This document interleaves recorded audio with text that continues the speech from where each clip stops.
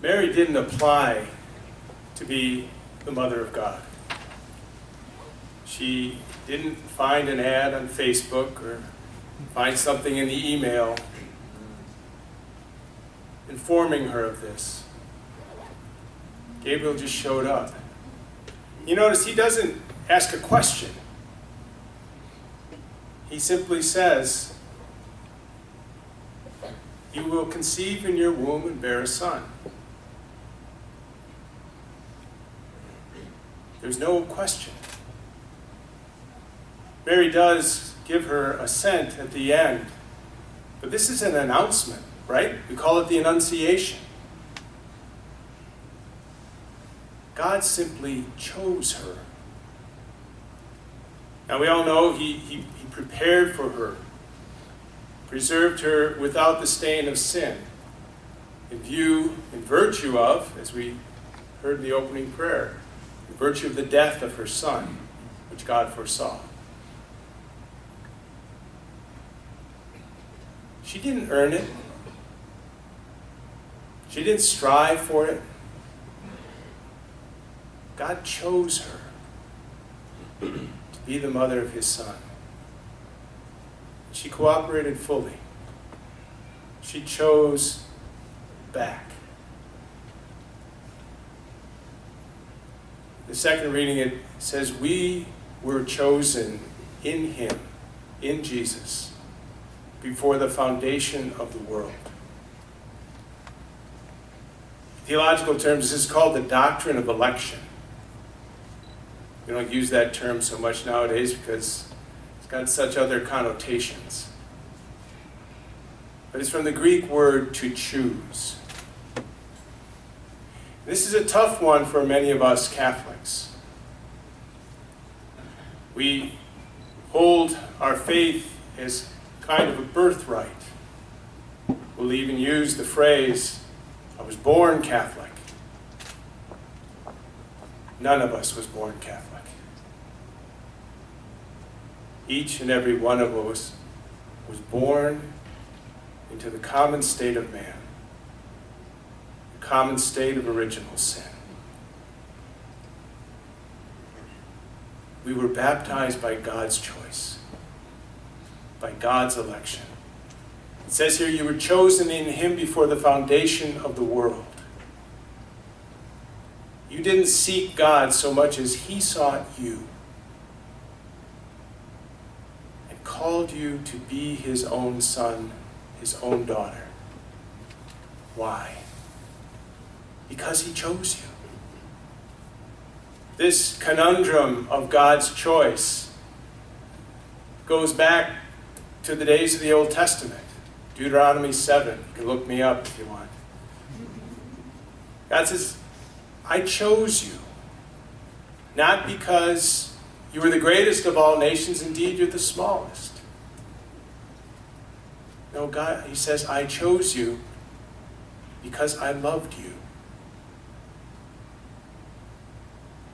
The question why no longer pertains. Why did God choose you? Why did God choose me? Because he loved you. Because he loved me.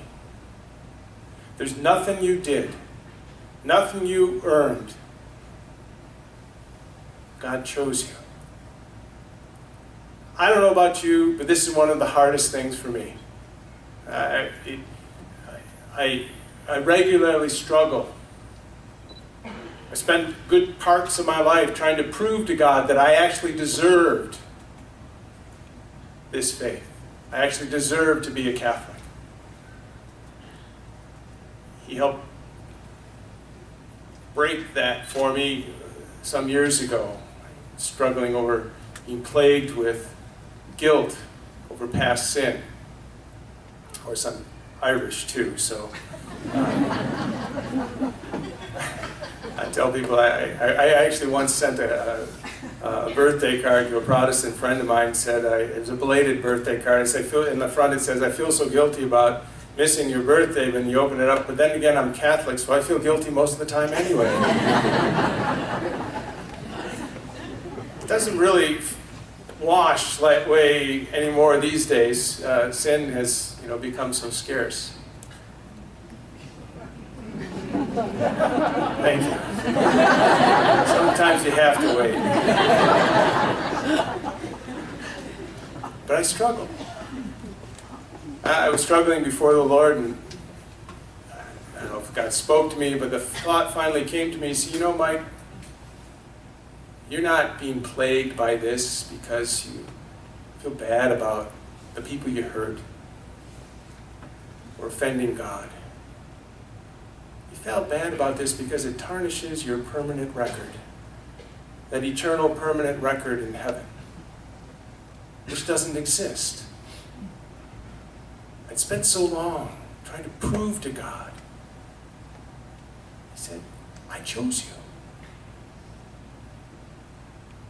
And unless I come to terms, unless you come to terms, but that there's nothing you did to merit the extraordinary grace of being adopted as a son of God, as a daughter of God, of receiving the mercy of Jesus, being called to be his friend, and to be living in constant companionship with him, learning from him daily how to live the life of heaven here on earth. Every Christian who is sincerely a Christian knows that it's a miracle that he or she is a Christian. It's not a birthright. We're not born into it. It's only by the extraordinary grace of God that we can name Jesus our friend and God our Father. And as we as a church in the United States, in the West, strive to understand what it means to be evangelists, to give witness, vibrant witness, compelling witness to the truth of the gospel, it will only spring from a heart that, as Pope Francis says, a heart that's convinced by personal experience that it's not the same thing to have known Jesus as not to have known him, as to have walked with him, as to have walked blindly. Until you and I are convinced that knowing Jesus is the only good thing we have, that we'll be willing to give him away freely. Jesus has chosen you and I today to be here by his grace, to partake of the mystery of his death and resurrection, represented for us here on the altar. It's amazing grace every time we receive it. Mary, realizing that she was chosen, chose back. You choose back. Choose Jesus again today. Receive him. Receive the mercy he offers. Receive him in faith, and let your heart be aflame with his love, that your faith becomes infectious and attractive, that people will ask you, why do you believe? What is this you have discovered? Who is this? That you might tell him of the amazing grace that you've experienced, that their hearts might be touched and converted.